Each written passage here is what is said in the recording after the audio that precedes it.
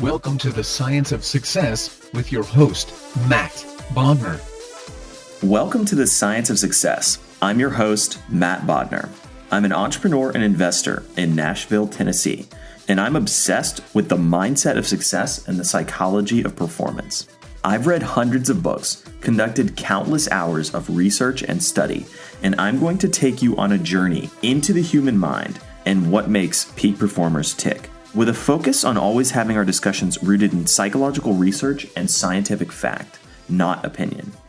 In this episode, you're going to learn about the one personality test that can predict success in the real world, the surprising, data-backed truth about achievement, the incredible importance of willpower, the ultimate indicators for personal growth, and much more with our incredible guest, Peter Shallard. Because the Science of Success has exploded in popularity since launch, with more than 250,000 downloads, making the front page of New and Noteworthy, and much more, I wanted to offer something amazing to my listeners. I am giving away a $100 Amazon gift card to one lucky listener. All you have to do to be entered to win is to text the word SMARTER, that's SMARTER, to 44222. Again, that's 44222. And if you've been listening to The Science of Success and loving it, please leave us an amazing review and subscribe on iTunes. This helps us spread the word and get more people to listen to The Science of Success. In our last episode, we went in depth on the incredible benefits of meditation, looked at a few different ways to meditate, discussed a simple and easy way to get started on meditation, the way that finally got me into a daily meditation practice. We also talked about how meditation increases the size of your brain, your focus, your creativity, your attention, and much more. If you're interested in learning about meditation, definitely check that episode out. Today, we're excited to have an incredible guest on our show, Peter Shallard. Known as the Shrink for Entrepreneurs, Peter is a renowned business psychology expert and therapist gone renegade. He works with entrepreneurs from around the globe to help them master the psychology of reaching their goals of success faster, better, and with a bigger impact. Peter, welcome to the Science of Success. Thanks for having me. So, Peter, tell us a little bit about your background. Yeah, so as you just said, I've got a background in psychotherapy and psychology. I started out actually running a private therapy practice working with civilians back in the day. And since then, I've kind of I found myself as a specialist working with entrepreneurs, which has been a really fascinating experience for the last almost 10 years now, I think. And the practice that I've built, it has me really get this incredible insight through one-on-one consultation with some of the brightest and best people doing some of the most, crazy high-risk sort of venture pursuit in the world. Along the way, I started another company called Commit Action, which is really about helping people who are starting out in business overcome a lot of the psychological obstacles that really prevent them from getting started. And that's been kicking around for the last 2 years and has gotten me obsessed with, pretty much the title of your podcast, The Science of Success.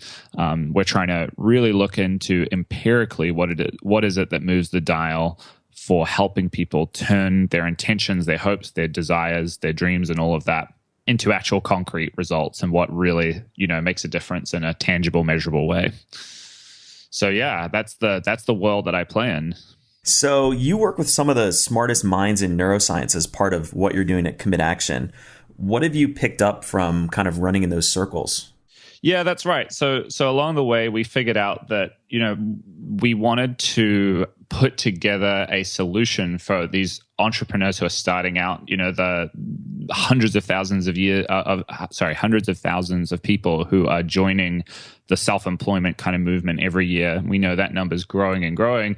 And we realized to really get into the science of it, we needed to approach some of the folks who are working on at the absolute cutting edge in the academic world and who are doing some of this research. So we work closely with like the professor of positive psychology at NYU.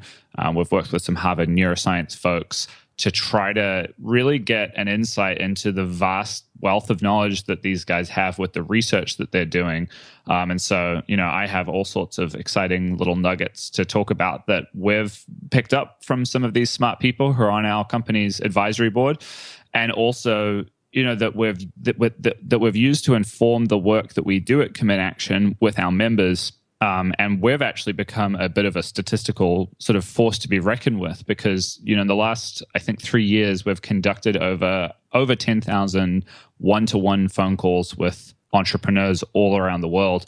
And when we're doing that, we're collecting all sorts of data about how these people are accomplishing their goals, what sort of intentions they're setting, what the follow-through looks like. We're basically empiricizing the science of achievement and tracking all of this stuff. And so our long-term intention is actually to be working with some of these incredible academics who are figuring out amazing, amazing stuff, through these studies that, to be honest, primarily revolve around sort of undergrad students coming into a lab and being, playing various games and doing kinds of examinations to figure out these different hypotheses.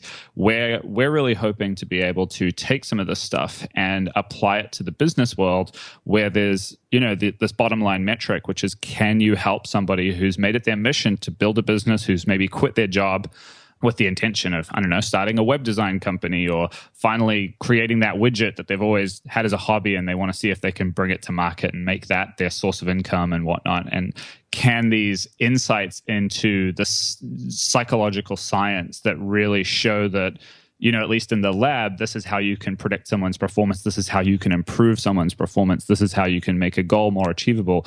Will this stuff actually move the dial in the real world? We're starting to see some really exciting signs of that happening. And, as we grow our business and get to even more of a significant sort of statistical sample, we'll be working closely with these guys to, hopefully be running efficacy studies of our own. That's fascinating. So over 10,000 one-on-one phone calls collecting all kinds of information.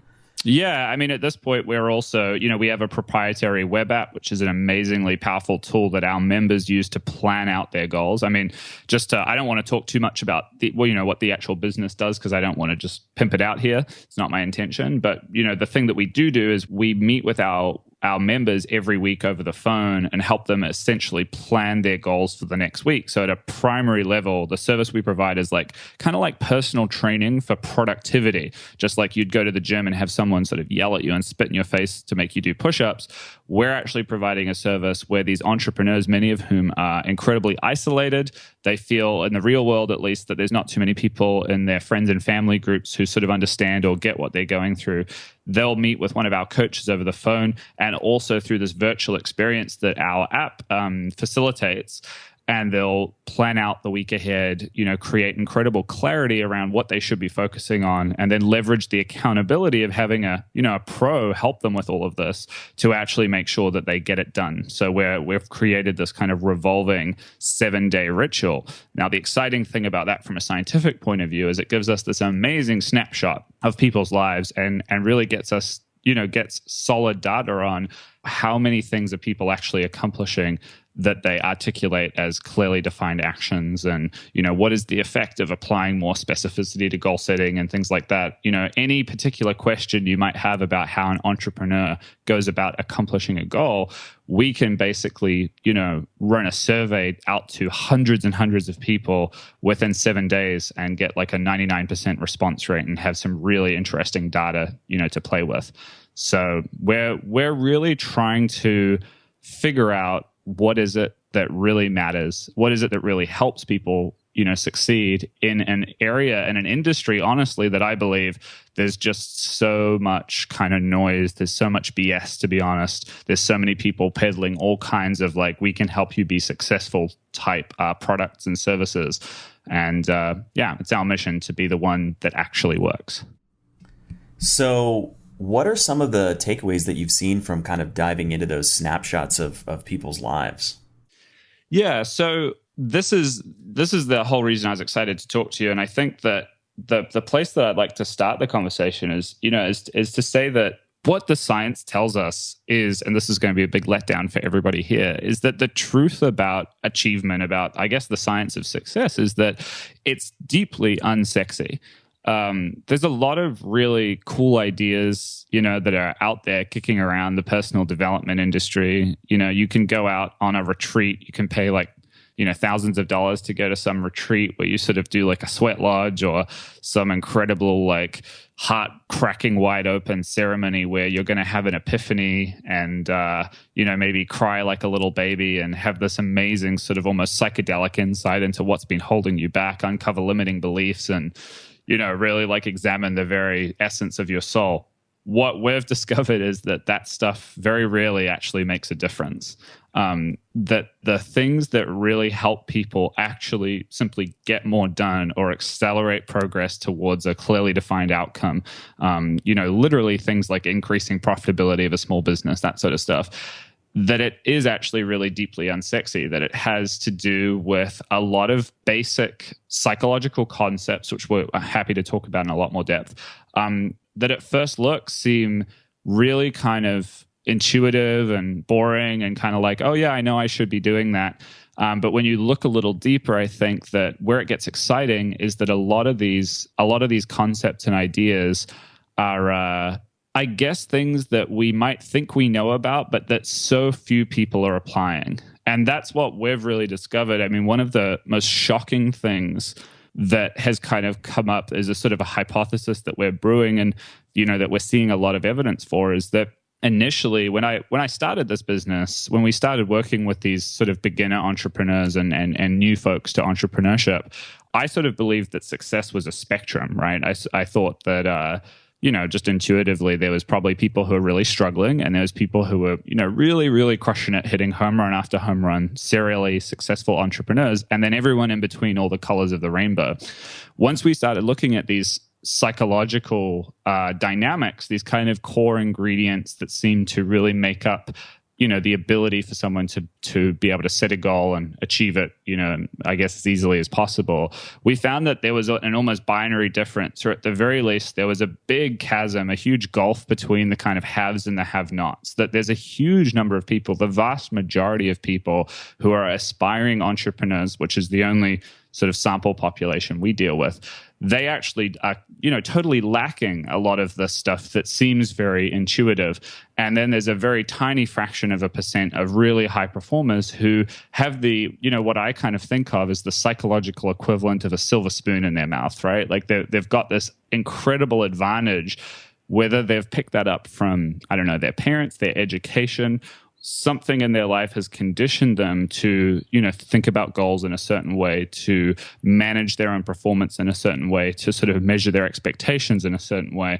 And they have this ability that helps them from the outside look like absolute wizards, look like people who are capable of just taking a dream or an idea and blowing it up into something extraordinary.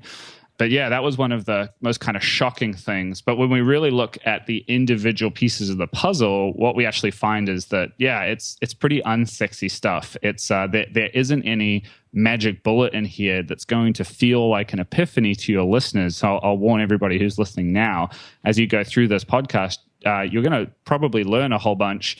And it's going to be very real and tangible, but there won't be any moment where your mind is blown by some completely foreign and alien concept, because what actually works is the most sort of unsexy and real sounding stuff, advice, tactics, strategies of all.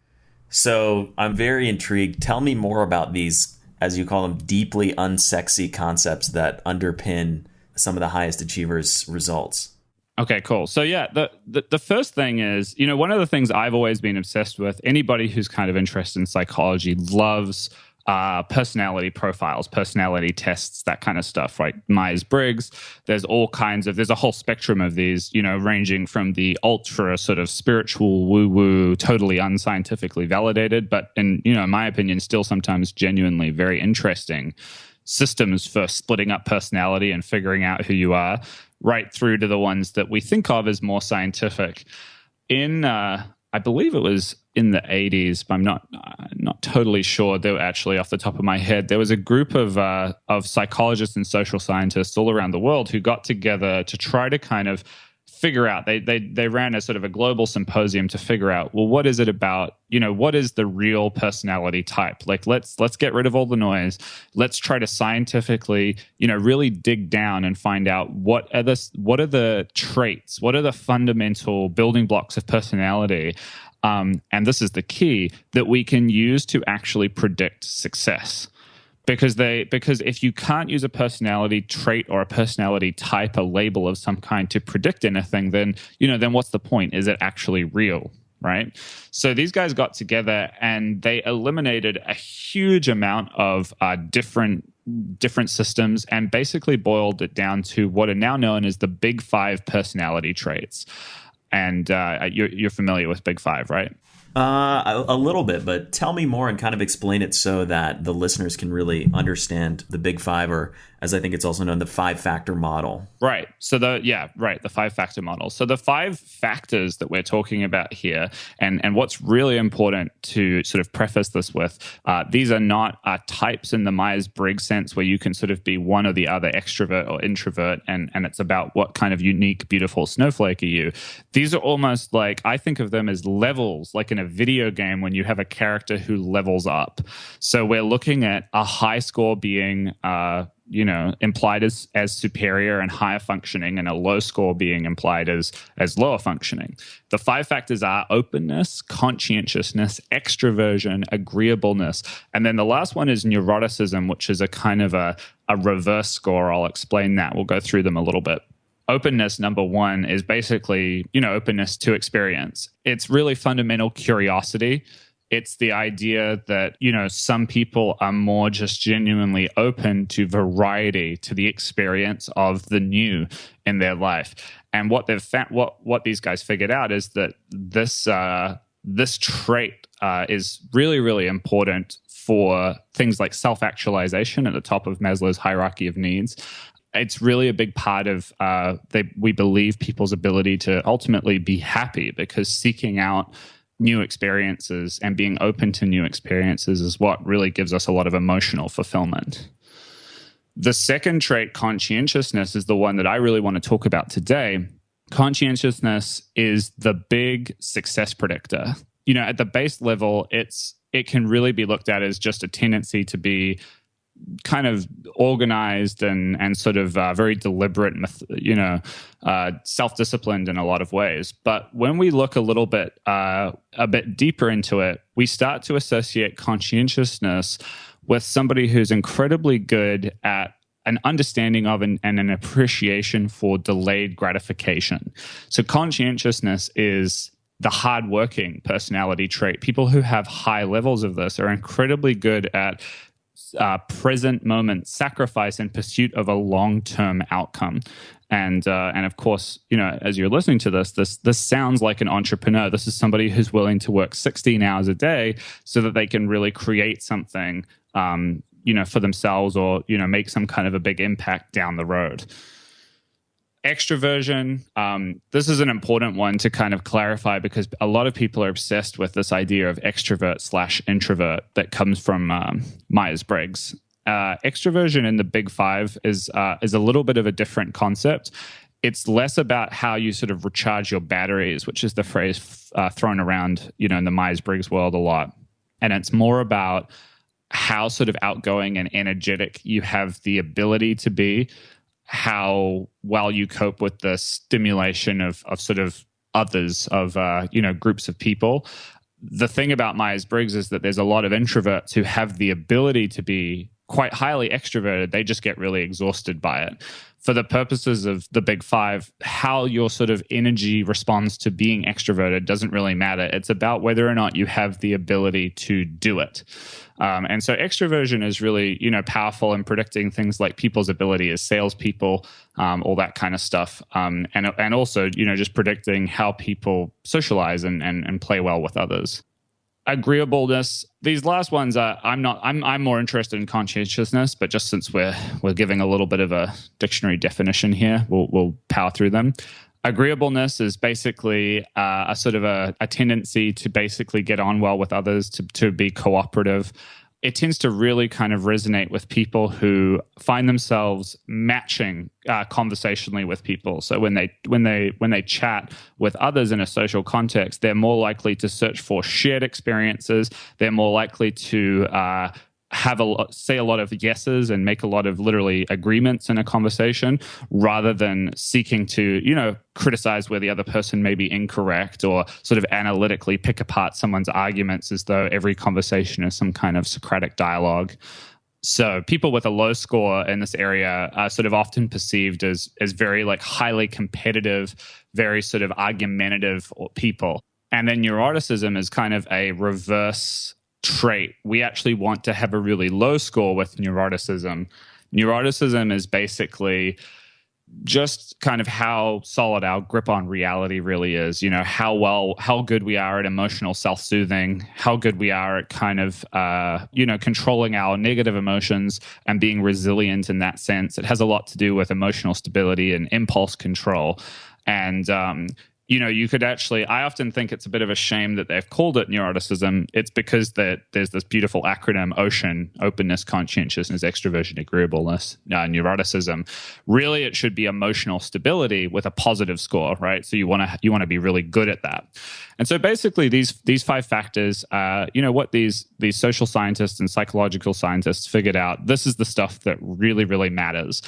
This was a while ago. These are the traits that we can say pretty empirically that when people have high scores on all of these and a low score on neuroticism, they're going to be a successful person. They're going to be more likely to, maybe make a lot of money, maybe stay in a long-term relationship, maybe raise, healthy, well-adjusted children, or whatever it is that you really care about. Now, to finish this massive soliloquy that I'm giving here, where we get really excited is in some of the developments that have happened the last 10, 15 years, particularly in the positive psychology field, breaking down this idea of conscientiousness and really proving that to be one of the most powerful predictors for success in any particular area of life that really matters. And yeah, that's kind of what we're seeing right now, is that conscientiousness and a bunch of associated sort of traits and synonyms for essentially that thing, that ability to appreciate delayed gratification, that ability to work hard, is something that just straight up predicts phenomenal success. And probably where this began was with the famous Marshmallow Experiment, which I wouldn't be surprised if you've had other guests on this podcast talk about. This is a guy called Walter Mischel, who basically had a bunch of kids come in and do this experiment where really the challenge was for them to succeed at resisting immediate gratification. So what they did is they had them, they put a marshmallow out in front of these kids, and they told them that if they could wait, I think it was something like 15 minutes in a room alone with a marshmallow sitting on a table in front of them, they would have 2 marshmallows. They could wait 15 minutes and not eat the first marshmallow. Now, what they found is that the kids who were able to hold out the full 15 minutes, these are very young children, I forget the exact age, but I'm thinking sort of 5, 6, something like that. These kids who held out for the full 15 minutes did 210 points higher on their SATs down the road than those who caved within the first 30 seconds. Not only did they perform better academically as they grew up, they were also more popular. And in these studies that tracked kids going through into adult life, they earned higher salaries. They also had lower BMIs. They were physically healthier people. And this all comes from an experiment that just basically measures how conscientious are these kids, how good are they at delayed gratification. So that's it. It's through the big 5 and then narrowing down into conscientiousness that we're starting to see in the last few years the science of psychology and performance psychology be able to actually tell us what are the things that really matters. And this is an exciting time because, up until very recently, almost all psychology was theoretical, was, based on really, really smart guys, admittedly, having a lot of bright ideas and basically writing down incredible theories and just thinking stuff in an armchair. It was almost, the philosophy of psychology. And so it's exciting to be able to see this stuff actually create results in a lab. Well, that whole thing is fascinating. And I think that this is definitely a conclusion that, people may not agree with or like this message, but the outcome of the Marshmallow Experiment alone, which I don't think we have talked about before on the podcast, is staggering. How can people really understand or kind of measure their own, scores on this test? Is it something you can go out and take, or how can you kind of take a look at yourself as you are today?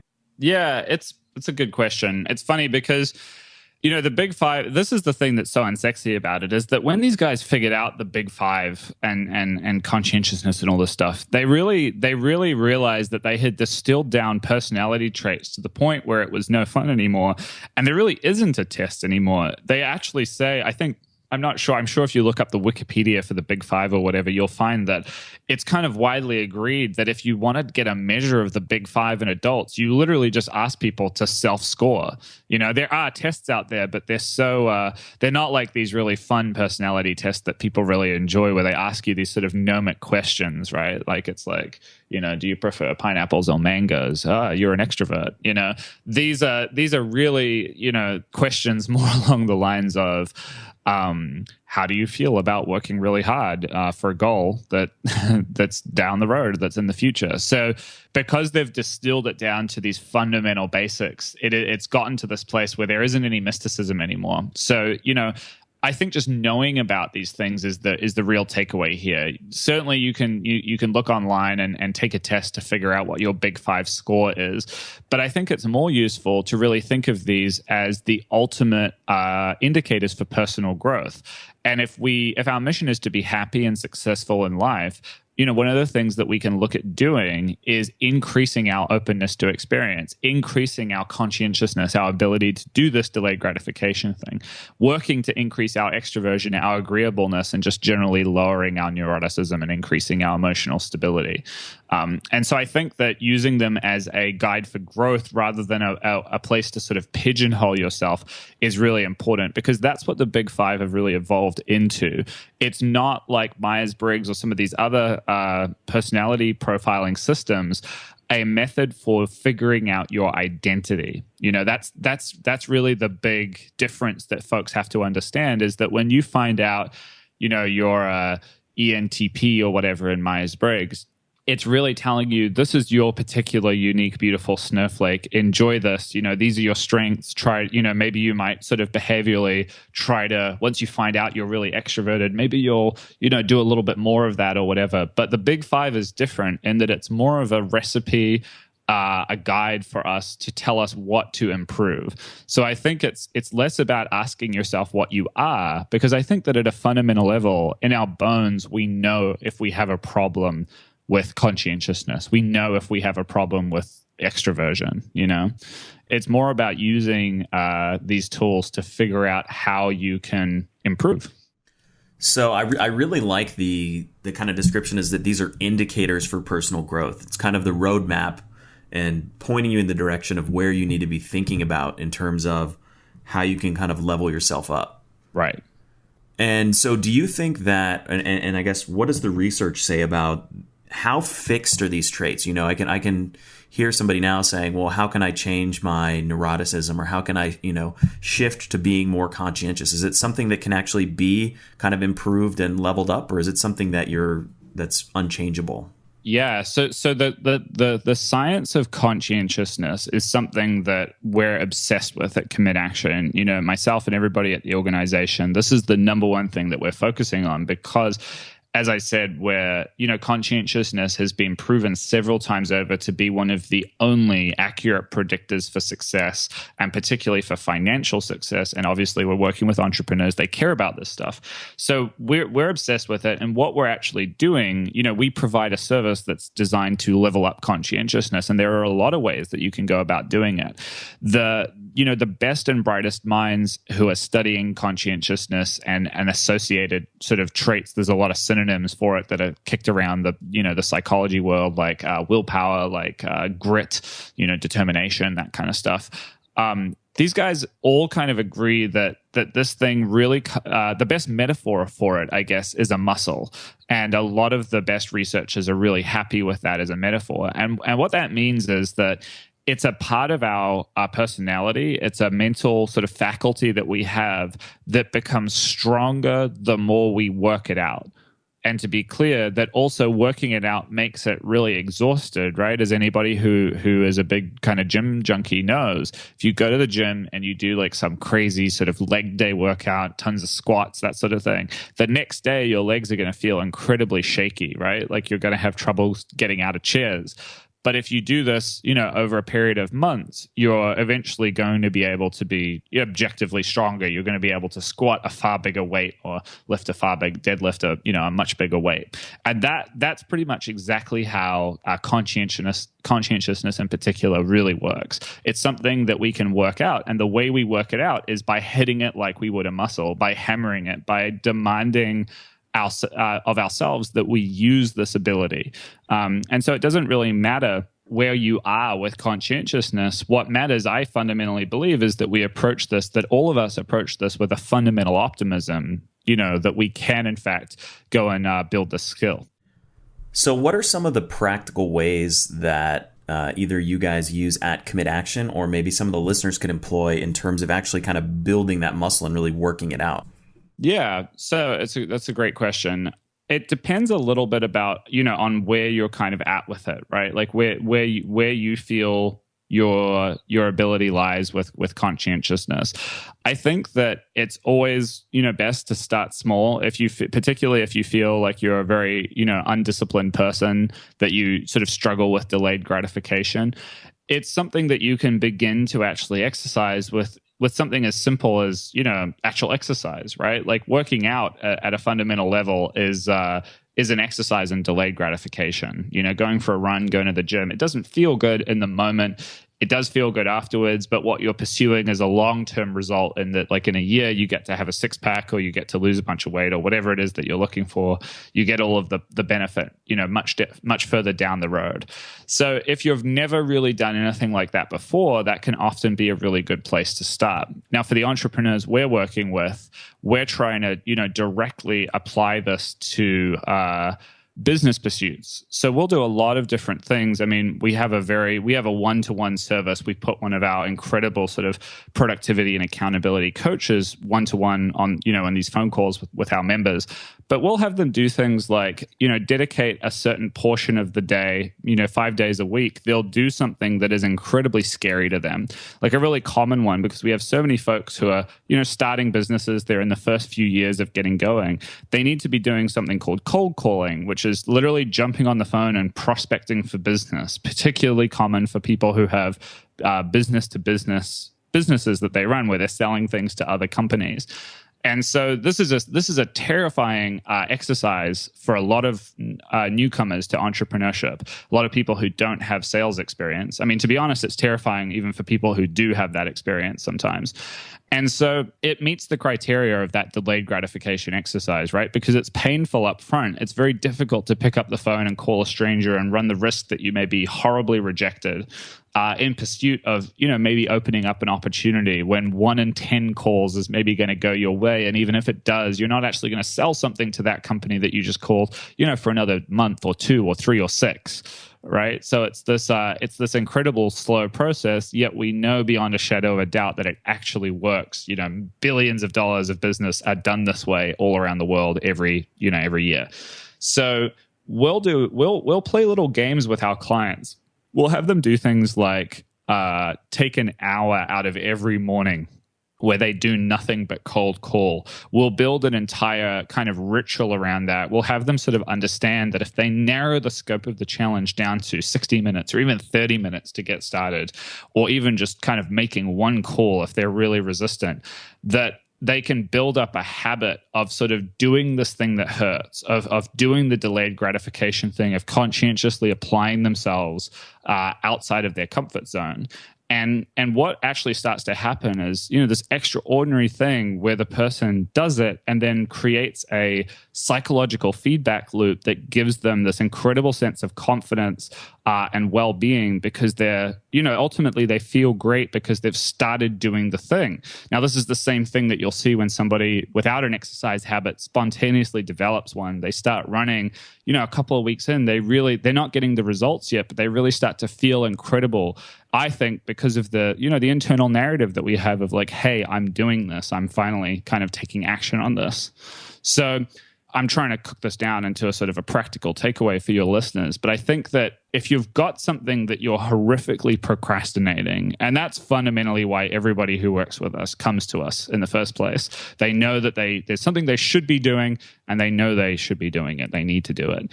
If you've got something like that, you can begin to build your conscientiousness muscle by creating a highly specific challenge, a sort of a daily ritual, or a very, very short-term implementation goal. And I'm tapping into all sorts of other psychological science, using these sort of buzzwords here. And when you really just focus on that one thing, it demystifies the enormity of the project, right? I mean, just thinking about making, 10 cold calls a day for the rest of your life is horrifically, it's terrifying, right? But when it's sort of like, I just have to pick up the phone today, you look at this from a different perspective, and you'll do it, and it will engage that willpower muscle, that conscientiousness muscle, and you'll be depleted at the end of that hour or that half hour. You'll be really worn out. But if you do this enough, you'll come back and get stronger and stronger and stronger before you become, in the case of our members, the kind of entrepreneur who eats cold calls for breakfast. And that's really what it's all about. I love the phrasing, or kind of thinking about it in terms of the idea of embracing discomfort. That's something that we've talked about on the past in Science of Success. We actually have a whole episode about the concept of how to embrace discomfort. And we actually kind of tie in another thing that we call the sphere of discomfort, which is a very similar sort of concept, that the more you kind of play at the edges of your comfort zone, the more that expands and broadens. And then you can really kind of create, open up new frontiers and new opportunities that would have been essentially invisible to you before you kind of built that muscle. Absolutely. Yeah. I mean, I think that this is fundamentally, this is the unsexy truth about real personal growth, about real, I almost sort of wince to say this, but real personal development, not in the epiphany sort of seminar, raise your hands in the air and scream about it sense, but in a tangible, can you measure this in your business's bottom line? Can you measure this on your scales? Can you measure this in some way that, that actually matters? And it does have to do with leaning into these, these ultimately painful experiences. One of the things that I think is very counterintuitive that a lot of people sort of don't understand about this is that there is a real drain. There's a real psychological drain that some researchers have kind of pinpointed and describe as ego depletion. And this is the draining of the fuel tank. This is the wearing out of the muscles.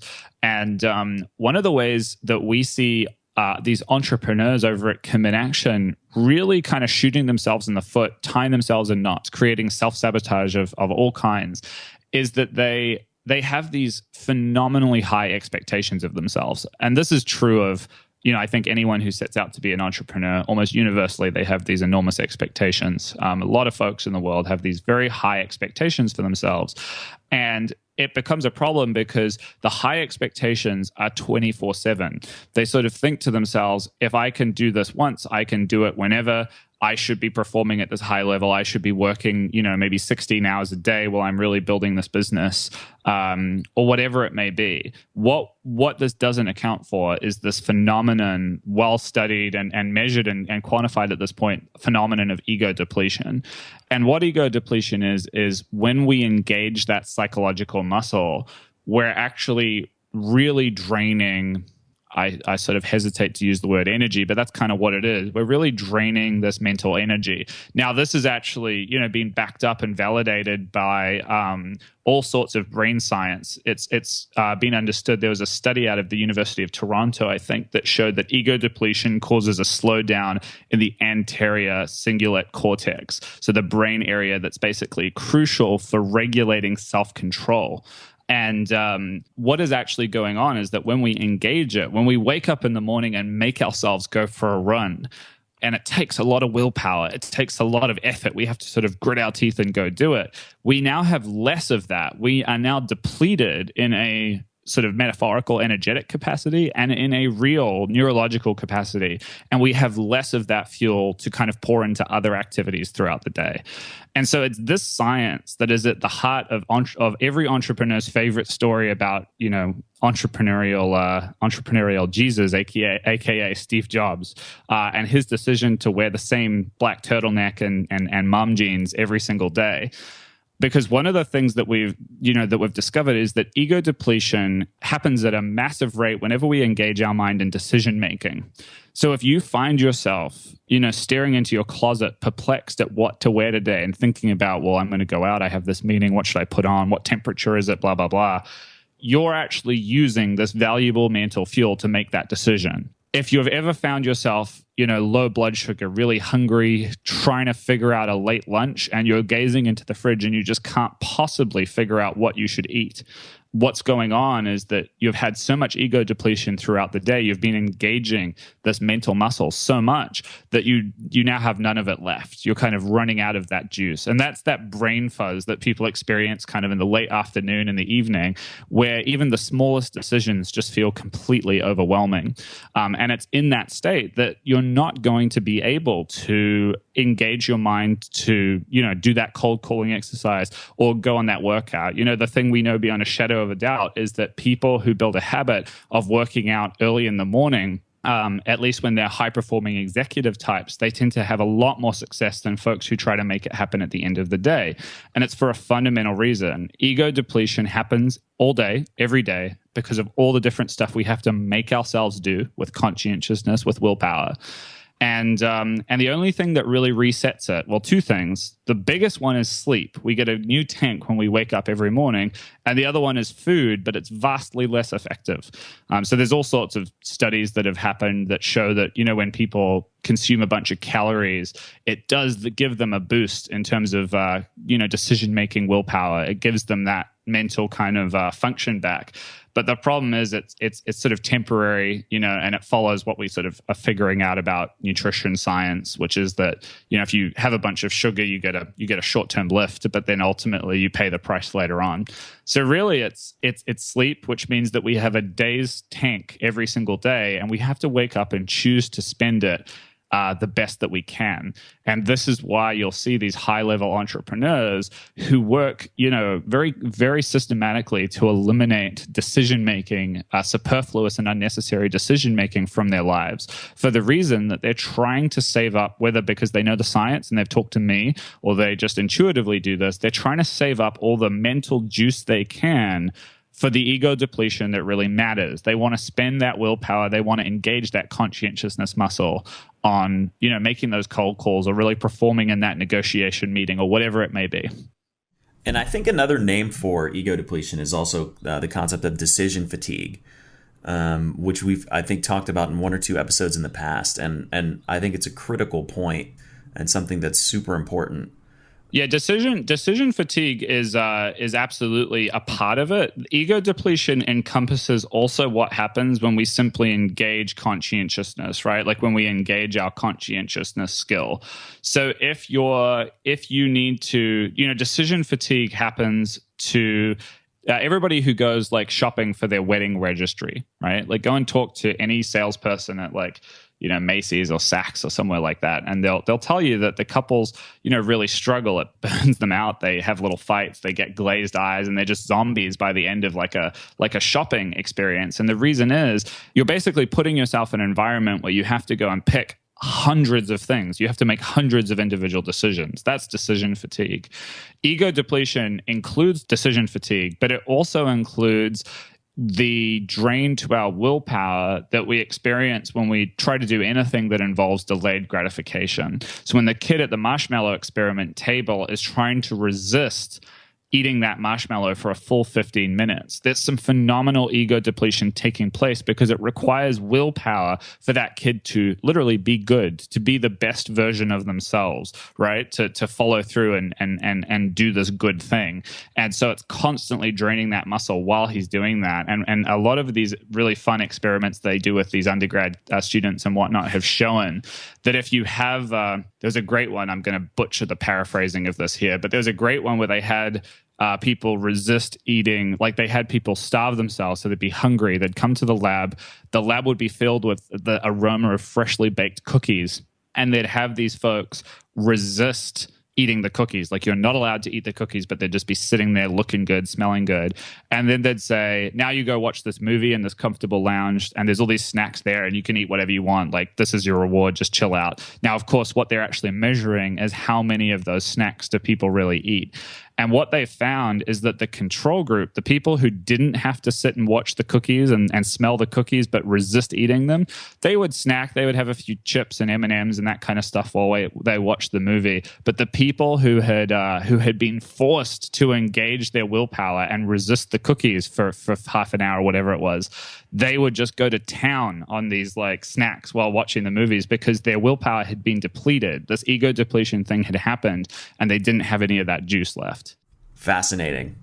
So what are some ways that people might be able to kind of eliminate random or superfluous decisions throughout their day? Well, to answer that question, I think we should talk a little bit about what we really do at Commit Action and the sort of philosophy behind it. Our hypothesis and the point of our service is to create a weekly ritual for our clients that becomes the place that they make decisions about their implementation intentions throughout the week. So that's a fancy way of saying, we help people set goals for the next 7 days on one recurring point, one time, one date throughout the week. Now, the reason that this is important is that it drains us, it engages decision fatigue and ego depletion. To sit down and try to do some work, whether you're an entrepreneur, an employee, or an artist or anything, if you're sitting down at your desk and thinking, now what should I do? Everything that we know about the science is telling us that that's a really wasteful use of your mental faculties. So probably the best place to get started for people who are interested in the science of success is by doing exactly what we do, by building a really solid ritual of planning out what it is that you're going to be doing, what objectives you're going to be chasing, with a solid level of sort of specificity every single week. And so that's the ritual that we do to try and eliminate some of that wondering what to do next. And we've found that this is incredibly helpful at helping people move forward, pick up the ball and move it forward on their most important projects. So what books or resources do you recommend for the listeners who want to kind of dig deeper either into sort of the 5-factor model or ego depletion or some of the other topics we've covered today? That is a good question. I mean, trying to think of a book before I give a shameless plug here. I'm looking at my bookshelf. There's a lot of different stuff. Look, honestly, the thing that if you want to learn more about this, if you're interested in particularly the science of success in the sense of helping yourself really move forward, eliminate any procrastination or self-sabotage or overwhelm or anything like that, and basically turn all of your goals and ideas into actual concrete progress, that's exactly what we do at Commit Action. Our marketing philosophy is a pretty simple one. We believe in generosity. So I've given away basically the best nuggets of all of our research and the stuff that we've figured out. We have a series of videos that are a tutorial training program, and it's absolutely free for everybody to come and check that out.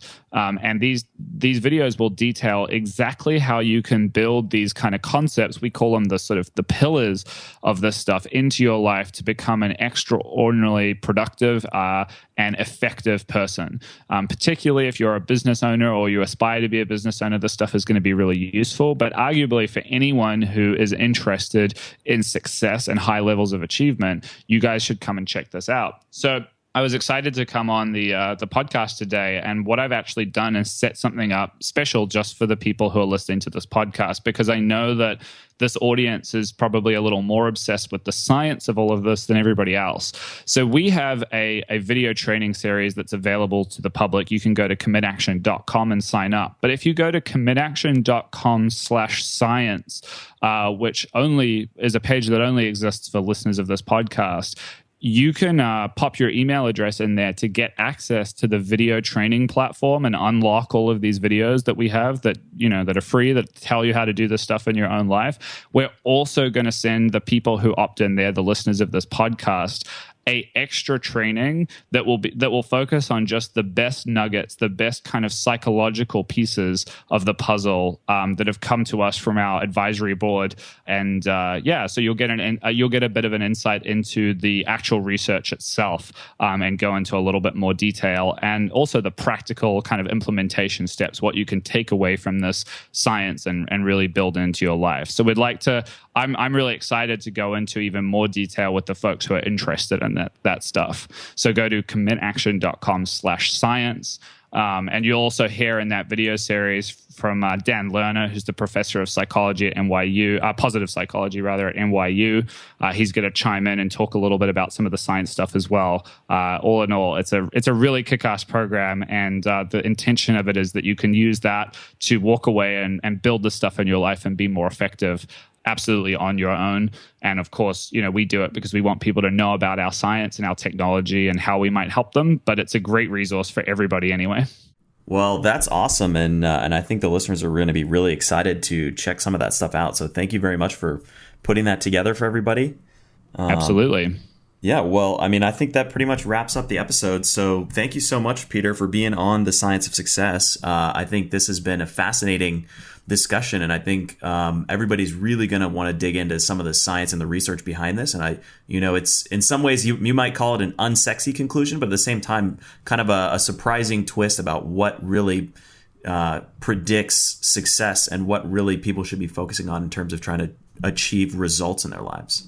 Yeah, and that's ultimately, the message that I want to share and what our mission is all about is understanding that, an incredible amount of the personal development, personal growth stuff that most people are chasing is a bit of a misnomer. There is a lot wrong with it. But when we look at the science of what actually works, what it presents is this optimistic view that the things that really make humans superhuman achievers are simple skills that we can work to level up and strengthen just as you would a muscle in the gym. And to me, that's exciting. That's the most optimistic kind of view one could take, because it means that we all have a shot at doing better. Awesome. Well, thanks for being on The Science of Success. Thanks for having me. Thank you so much for listening to The Science of Success. Listeners like you are what make this podcast possible. If you've enjoyed this episode, please leave us an awesome review and subscribe on iTunes. This helps spread the word and share The Science of Success with more people.